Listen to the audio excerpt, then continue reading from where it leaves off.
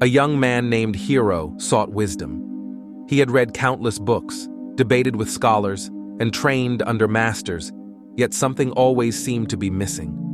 No matter how much he learned, he felt restless, as if a great truth lay just beyond his reach.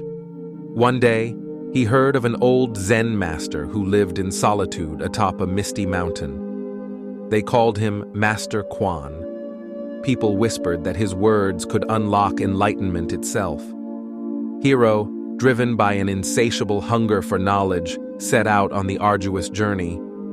After days of traveling through dense forests and steep cliffs, Hero arrived at the master's humble hut. The old man sat outside, sipping tea, watching the cherry blossoms dance in the wind. Hero bowed deeply. "Master Kwan, I have come a long way seeking wisdom.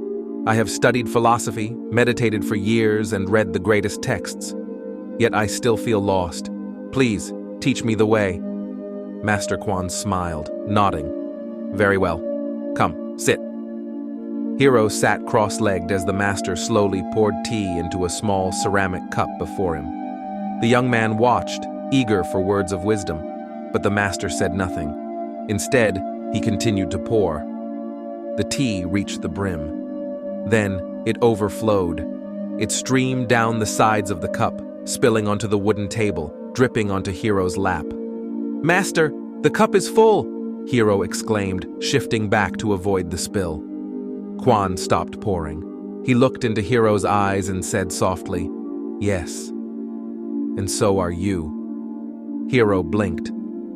I don't understand."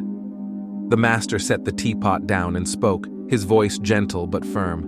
"You come here, carrying the weight of all you think you know. Books, debates, philosophies.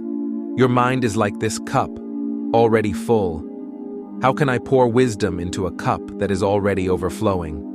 Hero sat in stunned silence. The master continued. "To learn, you must first empty your mind. Let go of preconceptions, ego, and pride. Become like an empty cup, ready to receive." Hero frowned. "But master, I have spent my life studying. If I forget everything, wouldn't that make me ignorant?" Kwan chuckled. "Ignorance is not the absence of knowledge. It is the illusion that you already know everything." The young man felt a knot tighten in his chest.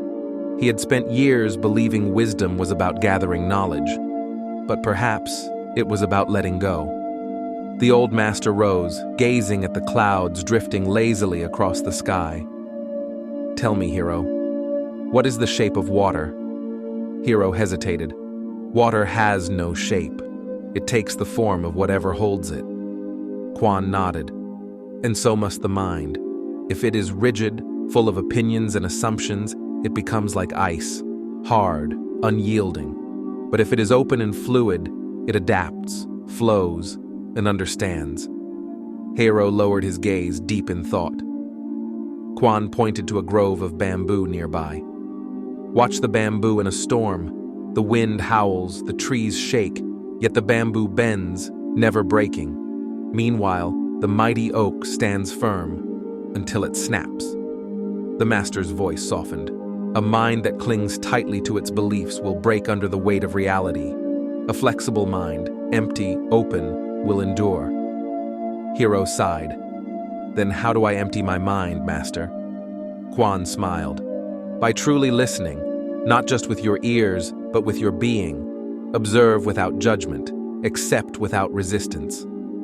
The young man nodded, his heart lighter, his mind quieter. As Hero prepared to leave, Master Kwan handed him a small, empty cup. "Carry this with you always," the old man said. Hero bowed deeply, taking the cup with reverence. As he walked down the mountain, he looked at the small cup in his hands, empty, waiting, open. And for the first time in his life, so was his mind. This story reminds us that wisdom isn't just about accumulating knowledge.